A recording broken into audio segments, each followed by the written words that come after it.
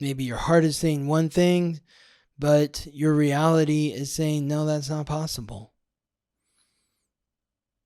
Or maybe you're really grounded deep in your values, and somebody that you're in a relationship with, a lover, a friend, a business partner, is expressing their heart to you, and you're like, yeah, but that doesn't work with me. That is the antithesis of my values. And this goes back to the earlier transit of the week with Saturn in Aries, Sextile Uranus in Gemini. This sun square the moon in Leo and Taurus is kind of pushing you to dig your heels in and say, okay, I hear you and that's what is important to you. I respect that.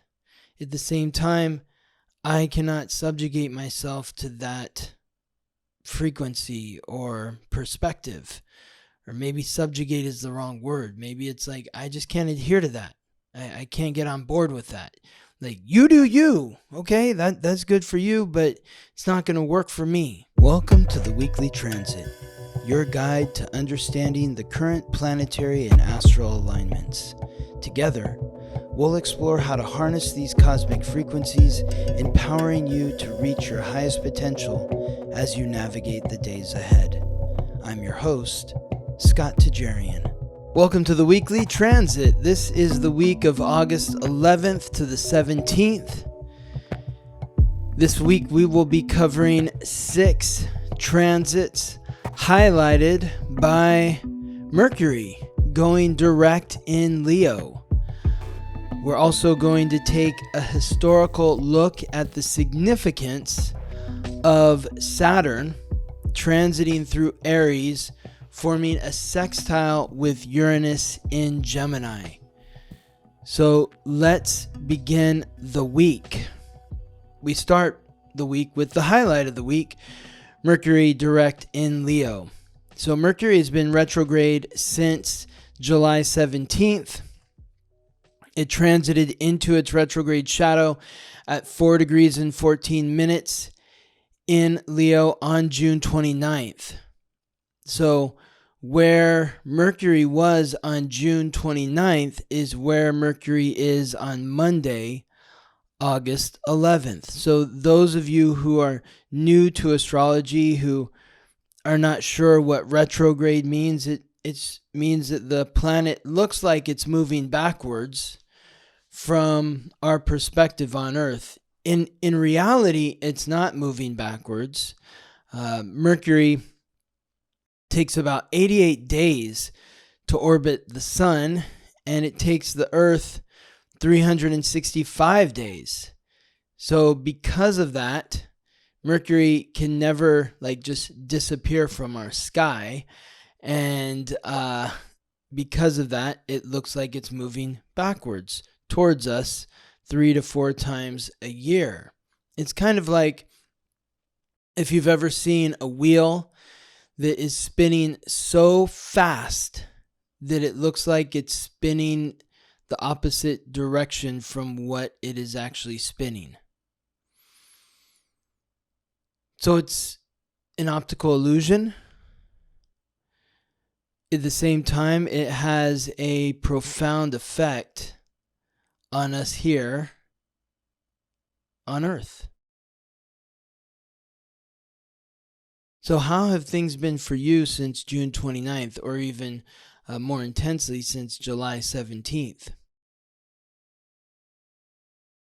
This period has been about reflecting upon our hearts, because Mercury, the messenger of the gods, guide of souls to the underworld, the planet of consciousness, communication, and coordination, has been transiting through the fixed fire sign, symbolized by the lion, ruled by the sun, the center of the solar system, and the sign that rules the heart.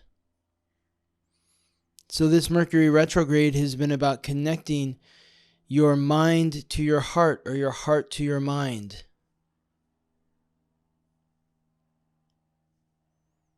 The theme of this retrograde has been Do you have the courage to listen?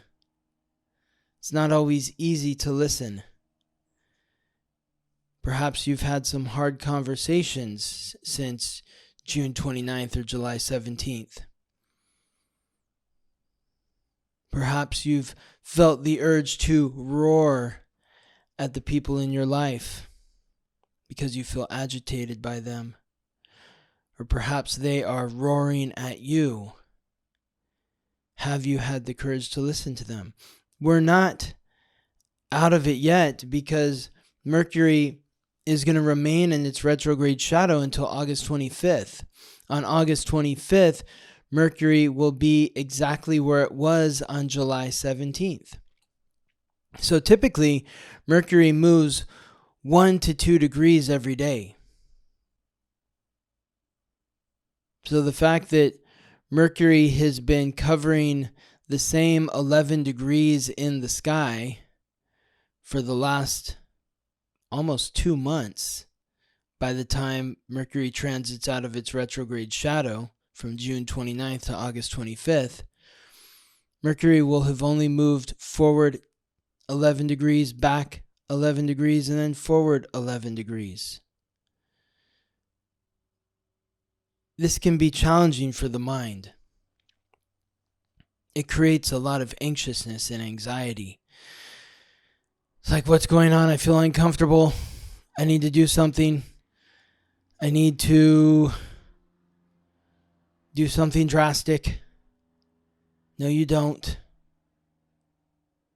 Now's the time to slow down and sit through the discomfort. If you've been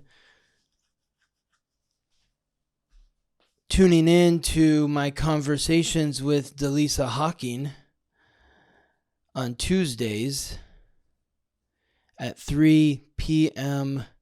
Pacific Time, 6 p.m. Eastern. We've been going live on her YouTube channel and on her Facebook page.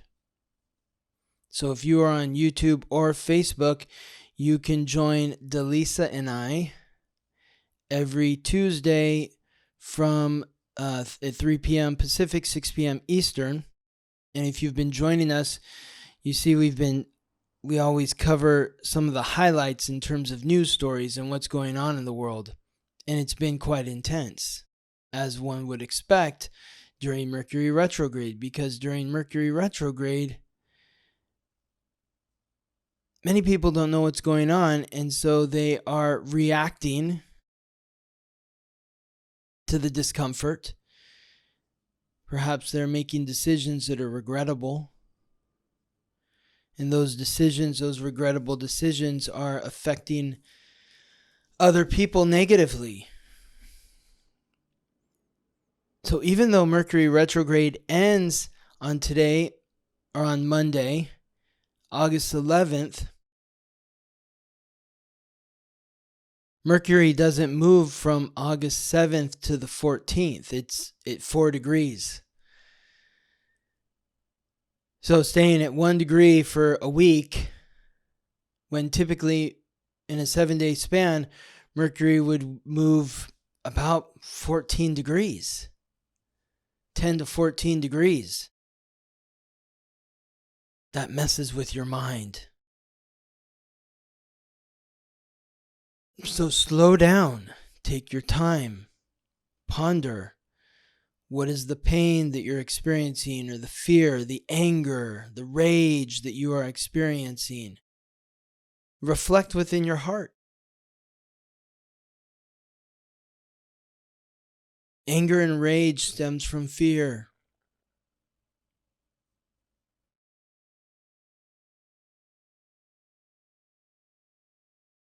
So what fear has been coming up in you?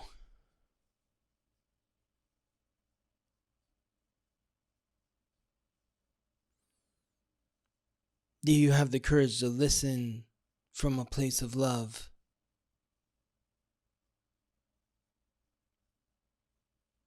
It's not easy. It's challenging during Mercury retrograde, or it can be. It doesn't have to be. Not necessarily. It all depends on where this is happening in your astrological code. So Take a look at your astrological code. What is it 4 degrees in the fire signs? That is Aries, Leo, and Sagittarius. What is it 4 degrees in the air signs? Libra, Aquarius, Gemini. What is it 4 degrees in the fixed signs? 2 of which we've mentioned, Leo and Aquarius, but also Taurus and Scorpio. If you have anything at 4 degrees in those 8 signs, if you have anything at 2, 3, 5, 6 degrees in those 8 signs, this Mercury retrograde is hitting you directly. For instance, if you were born with Venus at 4 degrees in Scorpio, then perhaps you're having to have conversations that you don't want to have. That, it's like, do we have to bring this up? Do we have to talk about this? It's like, I'd rather not discuss this, but it needs to come to light. Scorpio wants to stay hidden. Leo wants to bring it to the light, wants to make a party of what's going on there, of what's hidden. For everyone who was born, let's see here. If you were born in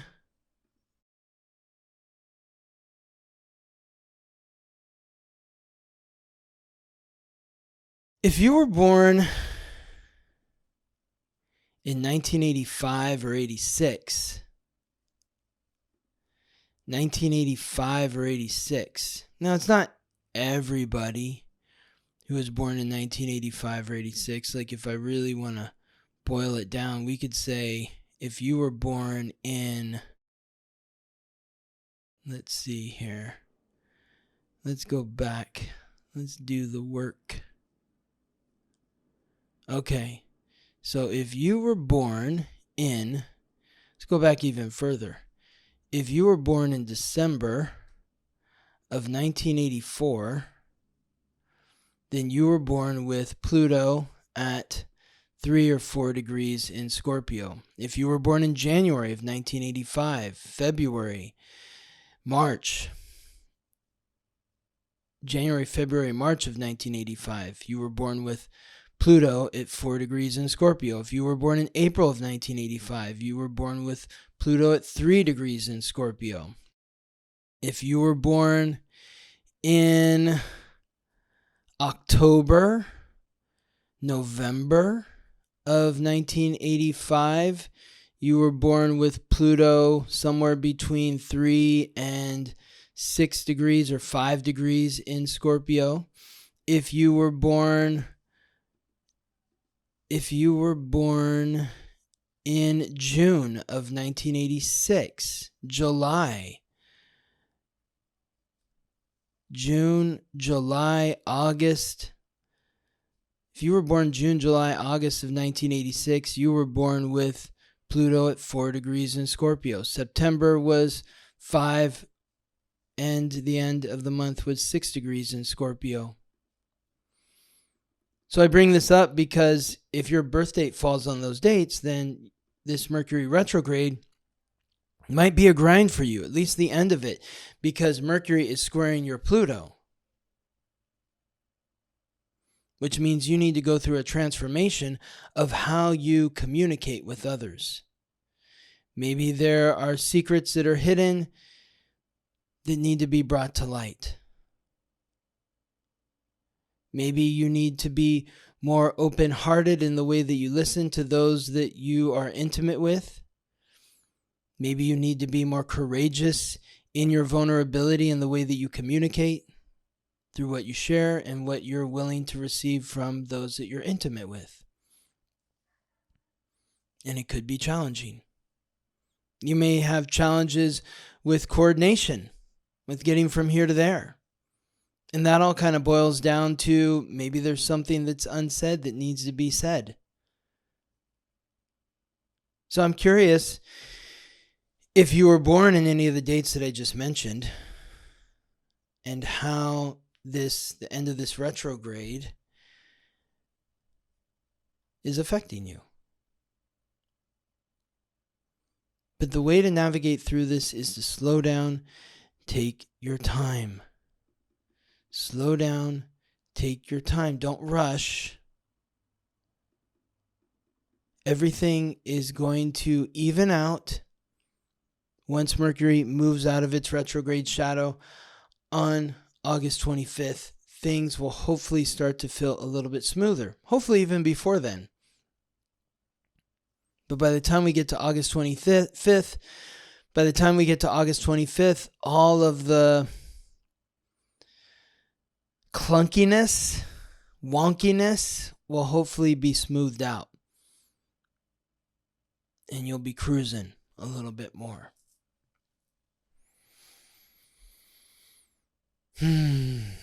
Open your heart.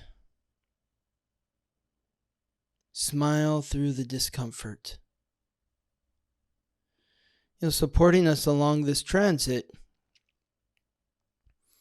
is supporting us along Mercury Retrograde or Mercury Direct in Leo is Saturn, which is also retrograde, transiting through Aries, forming a sextile with Uranus in Gemini. This is at 1 degree, so they're not too far from where Mercury retrograde is ending. This is not making an exact alignment, but it's close enough that we're feeling it. We're feeling the vibe. They are resonating off of each other. So Saturn is the planet of restriction, responsibility, hard work, achievement, authority. Uranus is the primordial sky god, the planet of revolution, rebellion, innovation, independence, and the unexpected. Saturn is transiting through the cardinal fire sign, whereas Mercury is transiting through the fixed fire sign. Saturn transiting retrograde through Aries, which is cardinal fire. Cardinal represents leadership, initiating. Fixed creates stability. So Saturn retrograde in Aries is forming a sextile, which is a supportive aspect with Uranus in Gemini. Gemini is the mutable air sign symbolized by the twins. Aries is symbolized by the ram. So cardinal fire, mutable air, air fuels fire, fire raises the air. There is support through this transit. Uranus is saying, can you think radically different than you've thought before? What is it about your thought process that is revolutionary? It's urging us to break free, to create independence from what it means to be conforming to others. Are you conforming to the group? Are you conforming to the group? If so, this is breaking you out of the bonds of conformity. You don't have to be like everyone else. Saturn transiting through Aries is saying, take responsibility for what it means to love yourself. It's about you being you. You're a unique individual. You should be thinking uniquely. You should be thinking differently than everyone else. It doesn't mean that you have to be a contrarian, but it's about developing your own thoughts rather than, oh, well, that person sounds smart, so I'll just agree with them. This is about appreciating yourself. Saturn, self-love, taking responsibility for loving yourself. And part of taking responsibility for loving yourself is to honor your own ideas. And if people don't like you because of your ideas, then that's an invitation to love yourself more.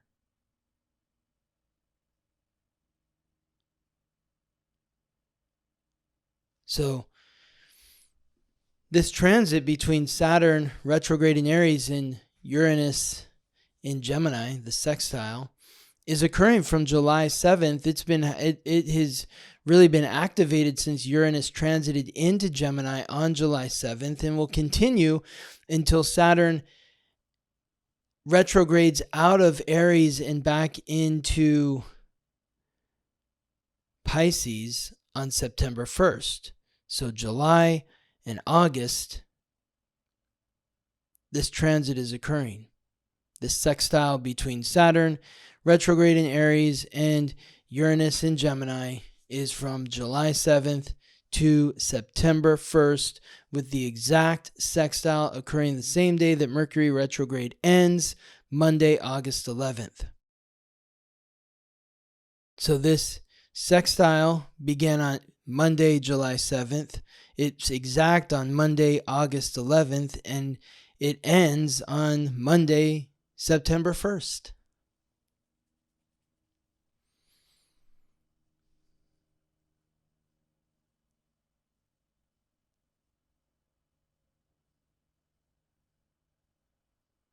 Do you have the courage to take responsibility for what it means to love yourself?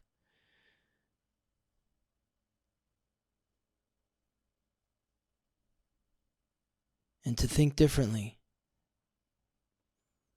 To think in a manner that's unique to you.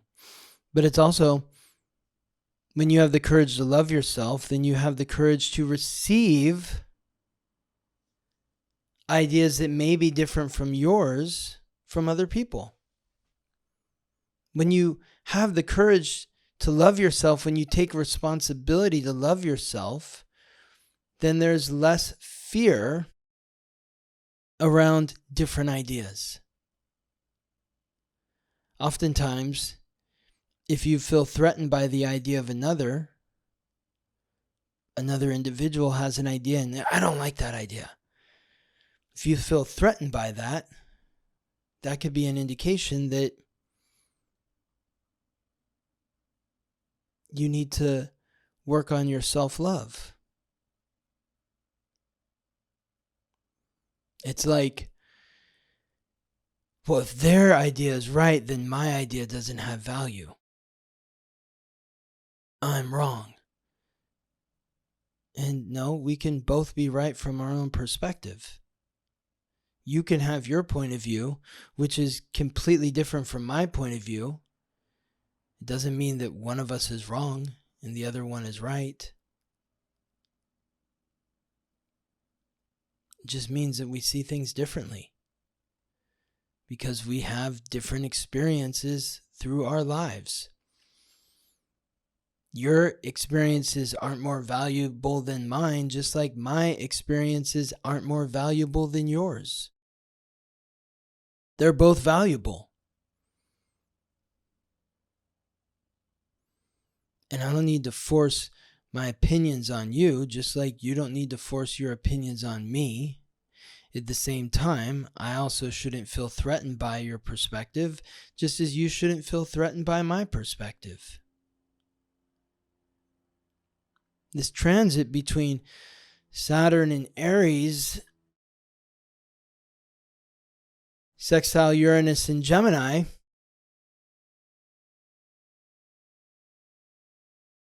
is giving us the courage to exchange a flurry of different ideas over these couple of months, July and August. The third transit of the week, Venus forms a conjunction with Jupiter in Cancer. So Venus is Lady Luck, the goddess of love and beauty, the planet of relationships. Jupiter is the god of thunder, lord of justice, the planet of luck and expansion. So you have Lady Luck and the planet of luck, Venus and Jupiter, joining forces in the cardinal water sign symbolized by the crab and ruled by the moon, the planet of emotions, Cancer. This is from Saturday to Thursday, August 9th to the 14th, with the exact conjunction occurring Tuesday, August 12th. So this comes on the heel of the end of Mercury retrograde. It comes as Saturn retrograde in Aries forms a sextile with Uranus in Gemini. This is supporting us in reflecting upon our past, in recognizing where our good fortune comes from. If you say, well, I have no luck. I have, my life has been horrible. Okay, fair enough. Maybe this aspect is asking you to take a broader perspective. It's opening a portal to the past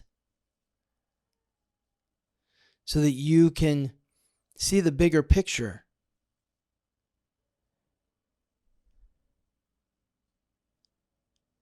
And attempt to recognize how nothing is all good or all bad. It's like people think of Jupiter. Oh, great, it's Jupiter. It's the lucky planet. Yay! Jupiter can also be indulgence, extravagance. I can't tell you how many people I've done readings for when they've had Jupiter transiting through their second house, where you'd think Jupiter transiting through the second house, the house of money, it's like, oh great, I'm going to be so lucky, all this money's going to be flowing to me. No, sometimes it's money's flowing out. Debts are piling up.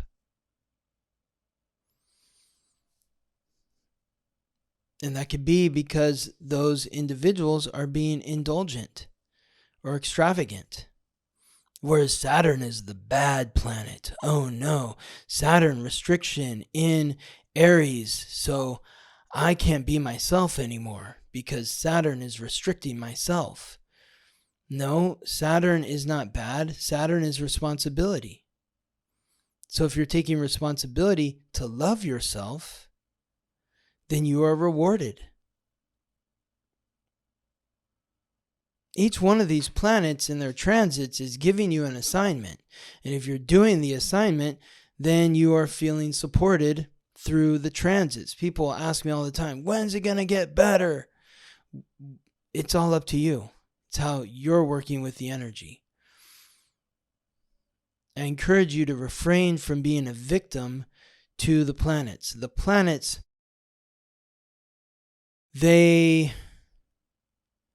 they're not out to punish you.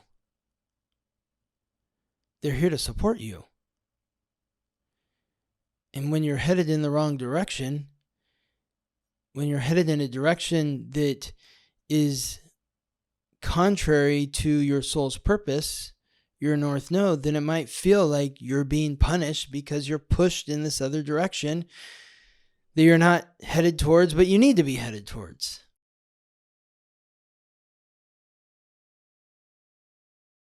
So Venus conjunct Jupiter in Cancer is saying, let's take a big picture look at our past and how we relate to others. Who are the people in my life that support me? Who are the people in my life that love me? Who are the people in my life that are encouraging me and lifting me up? And who are the ones that aren't? Why do I cling to the ones that aren't lifting me up? Why do I long for these relationships? Because I feel like I did something wrong. Otherwise, they would like me. Well, if that's the case, then there's some work that needs to be done in your past around relationships. Where maybe your father, your mother, your brother, your cousin, or someone who you grew up with put you down. And you allowed yourself to be subjugated to them. There must be something wrong with me. Please like me. Please like me. This Venus conjunct Jupiter in Cancer is a gift. It's a gift to help you reframe the past, to see things from a different perspective and to really nurture yourself. To say, I deserve to be loved. I deserve to be appreciated. I deserve to be treated well. And just to, this is interesting because I'm just looking back right now. And the last time Jupiter was in Cancer, Venus did not form a conjunction with Jupiter. Because Jupiter was in Gemini, the end of Gemini when Venus was in Gemini. And then when Jupiter was transiting out of Cancer, Venus didn't form that conjunction with Jupiter until Jupiter was in Leo. So we got to go back even further.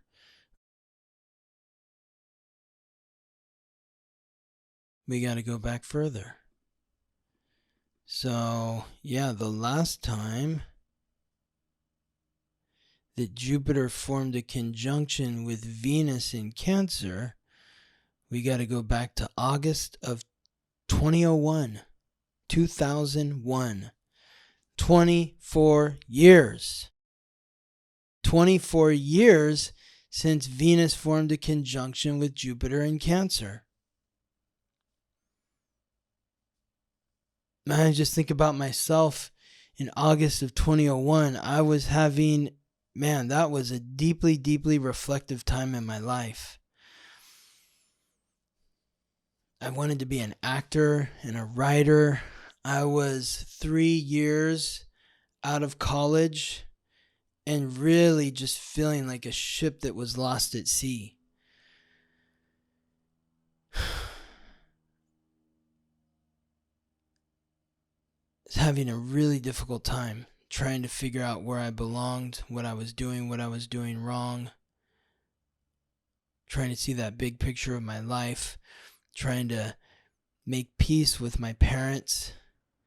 I love my parents very much, but when you graduate from college and you think you're going to take the world over and you don't, well, who are you going to blame? Mom and dad. If only mom and dad did this instead of that, then I would have been in a much better situation. I would be succeeding in life. Instead, I'm failing. And I'm failing because mom and dad didn't put me in the position that I should have been in if they would have made different choices. Oof. Just thinking about that right now makes me want to go back in time, be kind to my younger self, to nurture my younger self. You were scared, Scott. Things weren't working out the way that you thought they would. So the bitterness, the resentment was building. You were escaping through drugs and alcohol to quell the suffering that you were ignoring within you. And then on 9/11, my whole world changed. I was working at a restaurant at LAX. If anyone's ever been to LAX, there's a crazy spaceship-looking building in the center of LAX. It's called the Theme Building. And it was built in the 1960s. It looks like it's out of the cartoon The Jetsons. And so there's a restaurant there. And I was working in that restaurant. And I remember a month after Venus formed the conjunction with Jupiter in Cancer on September 10th, I was at the restaurant. I was looking out the restaurant windows. It's such a cool view to see all the planes coming in and landing. By then, Venus had moved on into Leo. Jupiter was still in Cancer. But I was looking out there. I was like, what a cool view. I for a moment, I felt really fortunate. I was like, I've got a job that takes care of my bills, but I'm fortunate for that. I've got friends down here in LA. I'm fortunate for that. I feel grateful. But I was like, things aren't working out for me the way that I thought, so I'm going to need to make some big changes. And the next day, those changes were made for me because after 9/11, the restaurant where I worked closed down because nobody was going to the airport for a while. And even if they were flying in, they weren't allowed to drive into the airport. And of course, nobody was just going to the airport for dinner like they might have been prior to that. So I didn't have a job for a couple months, and that's when I got into publicity and was working in publicity. By the end of November, my whole life had changed. But there was a lot of reflecting on the past. So what was going on for you back in August of 2001? Think about that. Reflect on your past. And this conjunction's happening at 14 degrees in Cancer. So if you have anything at or near to 14 degrees in the water signs, Cancer, Scorpio, or Pisces, the earth signs, Capricorn, Taurus, or Virgo, or the other two cardinal signs in addition to Cancer and Capricorn, which is Aries and Libra, then this conjunction between Venus and Jupiter in Cancer is hitting you directly. So, the easiest way to give an example there is for everyone who was born, let's be specific again. So let's go back to, let me look at this here. Okay, so we're going to go back in time.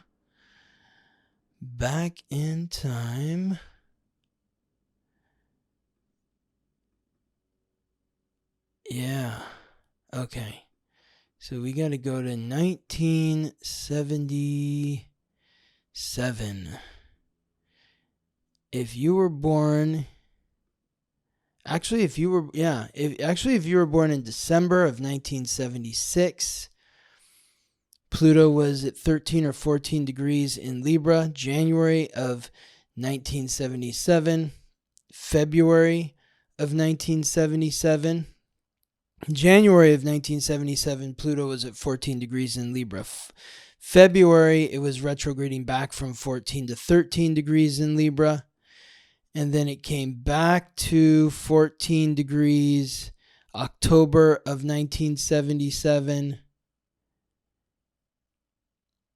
November, it had moved to 15 degrees. And then it retrograded back to 14 in April of 1978. May of 1978, it was at 14. June of 1978. July of 1978. August of 1978. Pluto was at 14 degrees. So if you were born in one of those months, then that means Venus and Jupiter is squaring your Pluto, which means that right now you might be going through some form of difficult transformation when it comes to your relationships. And that difficult transformation may be urging you to focus upon your past, because the way that you have done relationships going back to the beginning, your relationship with your parents, which stems from their relationship with their parents and so on and so forth down the line, needs to be different. You need to accept the transformation. That the way that you've done relationships in the past cannot be how you're meant to be doing them moving forward, whatever that means for you. You got to be open to the transformation. It's like you're shifting or cleansing the bloodline and doing things differently than you've done them in the past. It's breaking old habits. I'm curious to hear from you if you were born in one of those dates, one of those months that I just mentioned. Now, the fourth transit of the week involves the sun transiting through the sign that it rules, Leo, forming a square to the moon. No, what am I looking at here?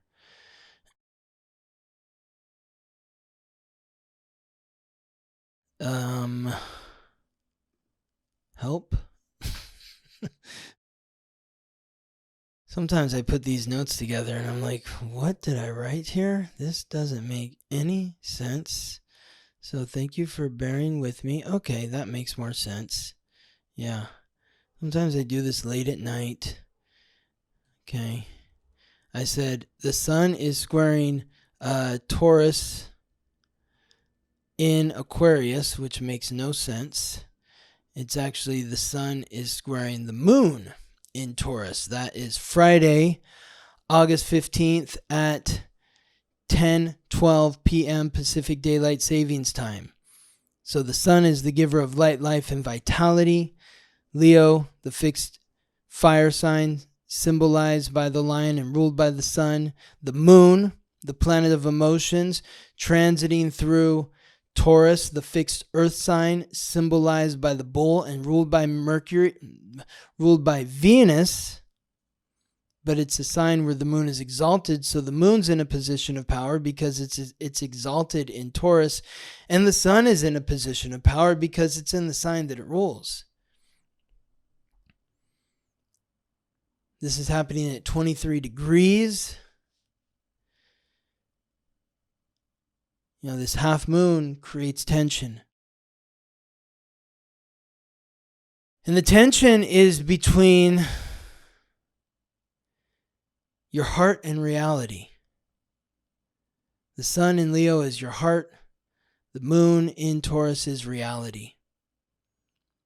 And the reality may be creating some challenges. Maybe your heart is saying one thing, but your reality is saying, no, that's not possible. Or maybe you're really grounded deep in your values, and somebody that you're in a relationship with, a lover, a friend, a business partner, is expressing their heart to you, and you're like, yeah, but that doesn't work with me. That is the antithesis of my values. And this goes back to the earlier transit of the week with Saturn in Aries, Sextile, Uranus in Gemini.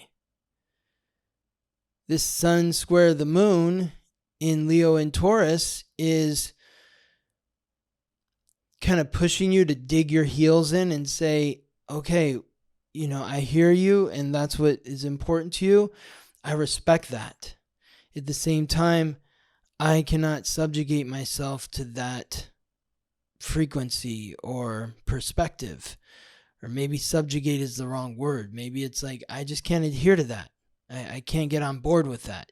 Like, you do you. Okay, that's good for you, but it's not going to work for me. And there's tension here. And that tension, going back to Venus conjunct Jupiter in Cancer, is saying, take a look at the past. What's at the root of your values? And are your values in conflict with what's in your heart? Maybe this half moon is saying, you know what? This has been my values because this was instilled upon me by my mother, my father, my ancestors, my bloodline. But it's not what sits right in my heart. And I know it doesn't sit right in my heart because when I think about it, I don't feel good. But when I think differently, or I focus my attention in a radically different perspective, I do feel good. So maybe this half moon is about being open to releasing values that are no longer serving you. Venus, the 5th transit of the week, Venus continues through Cancer and forms a trine, another supportive aspect with the North Node retrograde in Pisces. This is from Wednesday to Saturday, with the exact trine occurring on Friday, August 15th. So the same day that the sun is squaring the moon, the sun in Leo squaring the moon in Taurus, creating that tension, there is this fluidity of Venus in Cancer forming a trine with the North Node retrograde in Pisces. This is encouraging you to show yourself some compassion. You're doing the best that you can. It's about being kind, caring, and nurturing to yourself and your values and to everyone that you're connected to, that you're in relationship with. Attempting to have some empathy for those that you're in relationship with.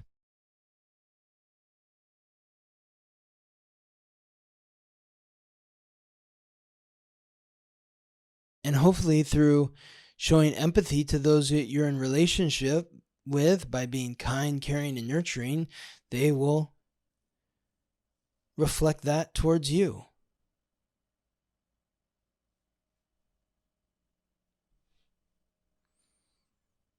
It's a major theme in terms of looking at the past of your relationships and really trying to get to the depths of what is going on within your psyche. Where does the guilt, the shame, the regret, the blame stem from? What are you attempting to control within your relationships that needs to just be released and say, it's okay. I don't need to control this. I can just let this be what it is. And if it's uncomfortable, then I need to be kinder to myself. It's taking responsibility to love yourself more.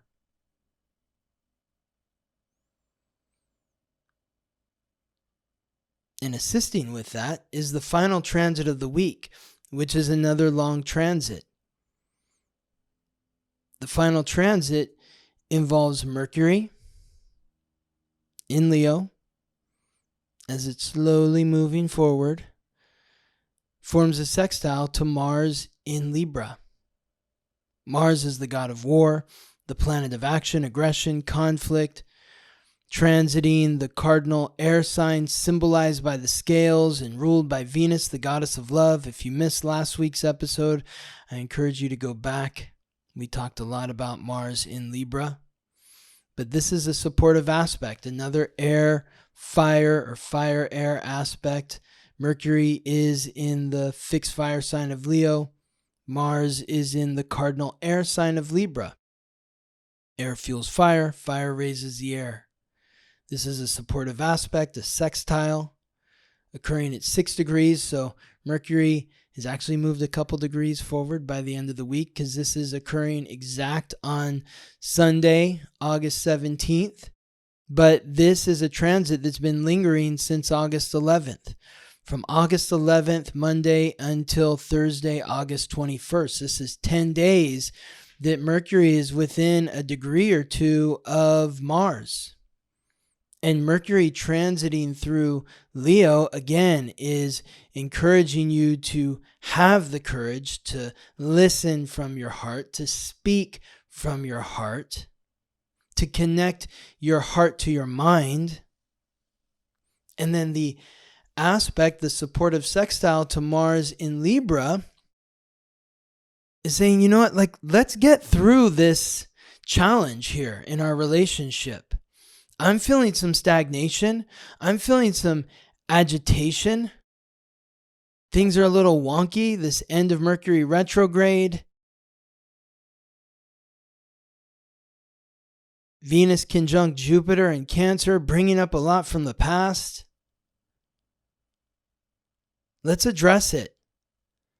Let's not ignore it. Let's have the courage to take the initiative to have the conversations that we need to have that's going to clear the energy that's stuck.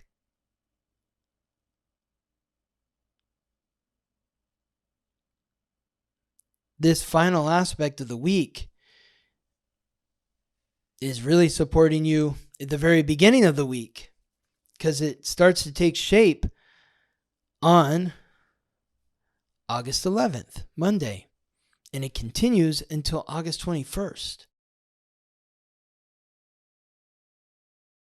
So the gift here is to, if there's something in your relationships, it's like, this is the elephant in the room. It's driving me crazy. I feel like I'm losing my mind. I'm frustrated. I'm agitated. I'm annoyed. I'm angry. I'm afraid. Whatever those feelings are, let's address it.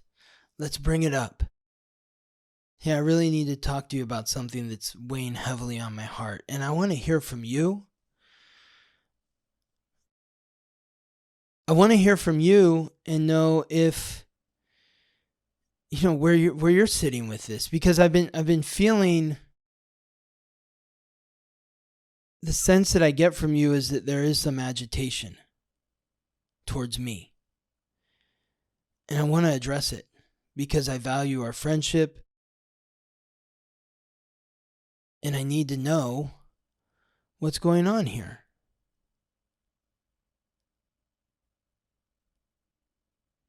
That's just an example of how you can address the situation with whoever you're in relationship with, a friend, a lover, a business partner.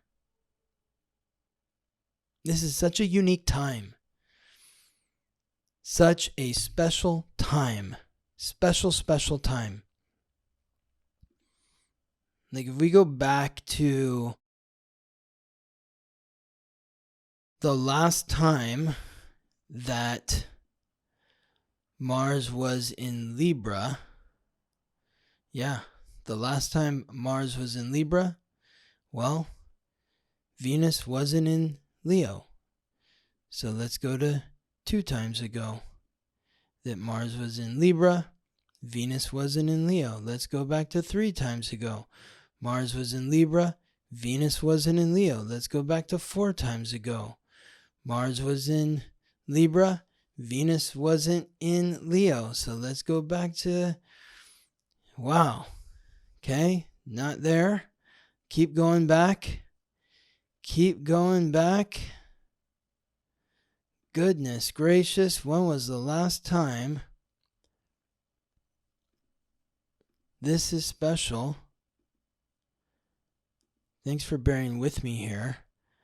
I should have looked this up beforehand, but when I was looking it up, when I was putting this all together, I wasn't thinking about this, and then now, like in the moment, I'm like, oh, yeah, when was the last time? Okay, we got to go back here. Yeah, okay. So the last time that Mars aligned with Mars in Libra aligned with Mercury in Leo was in July of 2012. So it's just over 13 years ago. What was going on in your life in July of 2012? And during this time, they weren't aligned together for 10 days. It was a much shorter period. They both were in aspect to each other for about, well, let's see, July 19th, 2012 is when they started to get close, and then they started to move apart by July 24th. So it was about 5 days instead of 10 days. So, as you can see, this is a fairly rare aspect. Last time it happened was 13 years ago. So if you knew that the last time this happened was 13 years ago and it's happening now, and I really want to get to the bottom of what's going on in my relationships, what are you going to do? What are you going to do to have this conversation? to really open up, to take the initiative, to say, talk to me. Share with me what's going on with you. I've got a lot to share with you about what's going on with me, but I also want to hear from you. So that's the support for the week.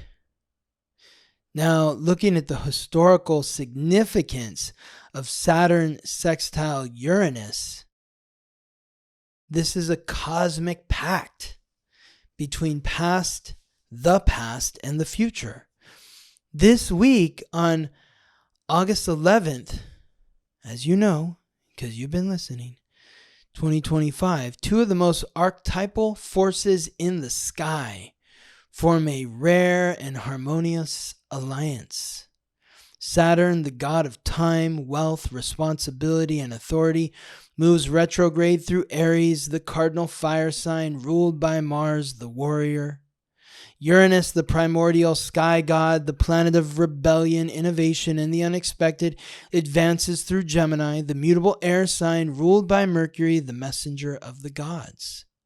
This is a sextile, an aspect of opportunity, a spark between structure and freedom, discipline and change, the ancient and the unimagined.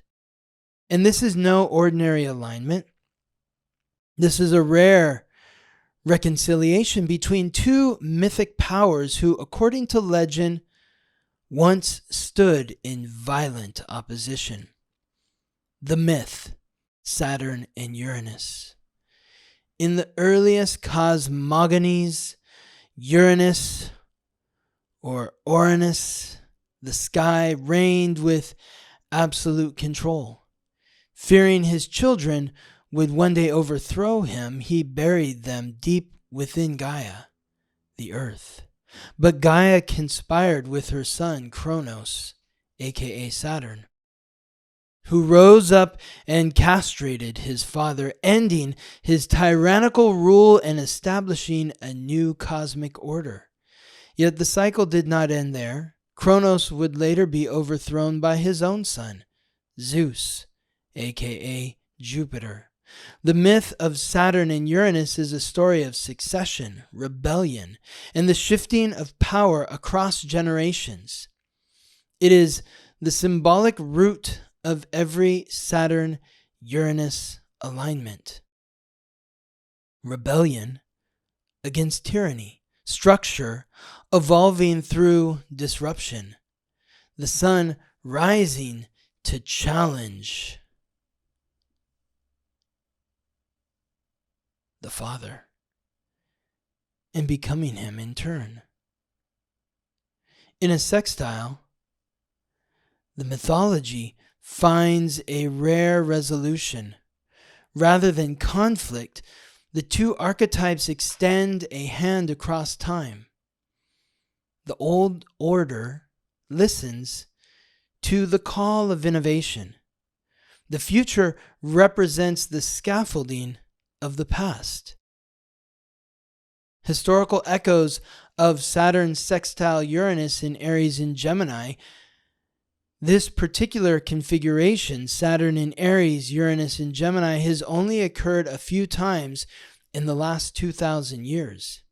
Each occurrence has coincided with major shifts in leadership, law, identity, and innovation. Each time, the story of the myth has echoed through the actions of empires, revolutionaries, and thinkers. 63 BC, Pompey conquers Syria and Judea. Cicero becomes consul of Rome, and Augustus, the future first emperor, is born. The Roman Republic trembles under the weight of military expansion and internal unrest. Law, rhetoric, and war reshape the landscape of authority as the age of empire approaches. The Republic fractures. A new imperial consciousness stirs beneath it. 437 to 438 AD. Valentinian III is declared Augustus of the Western Roman Empire. The empire is visibly weakened, under siege both internally and externally. In a last effort to preserve order, the Codex Theodosianus is compiled, a sweeping codification of Roman law. Authority attempts to preserve its legitimacy through the written word, even as the body of empire decays.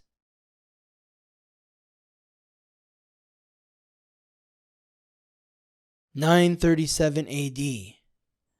Aethelstan of England defeats a coalition of Vikings, Scots, and Britons in the Battle of Brunanburh, securing a unified English identity for the first time.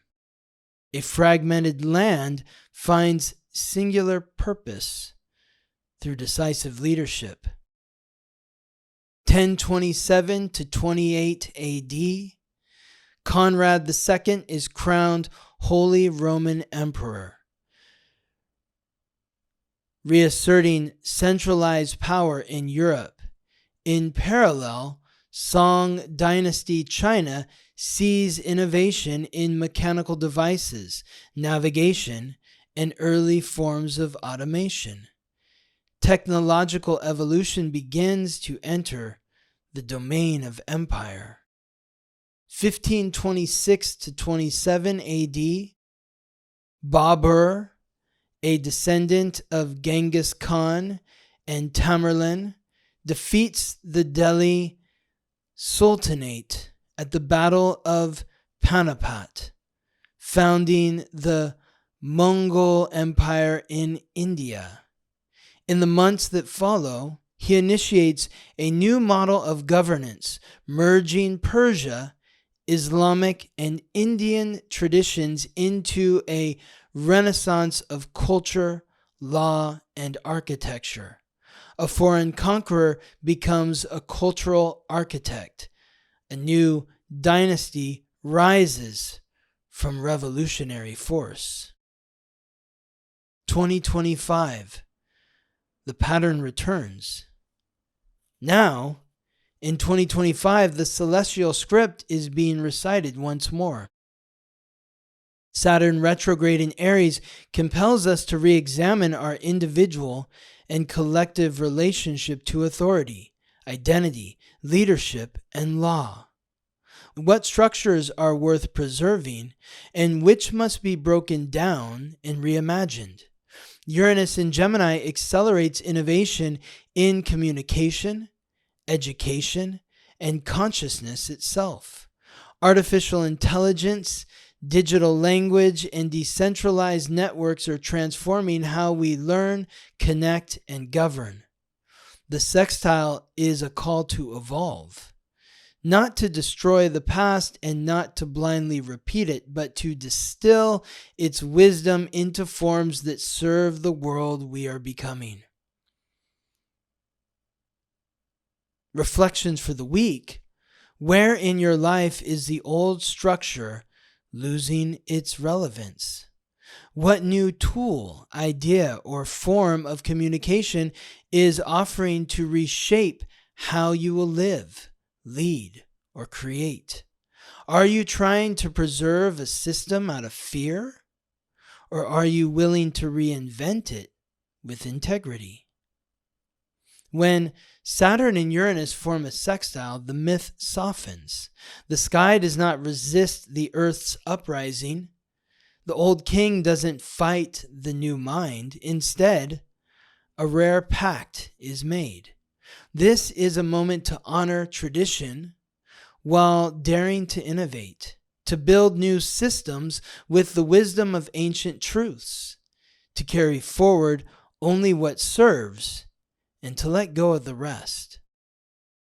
From law codes and conquests to empires born in battle and unified through vision, this pattern has always spoken of evolution through disruption and stability through innovation. And now it is our turn to choose how the story unfolds.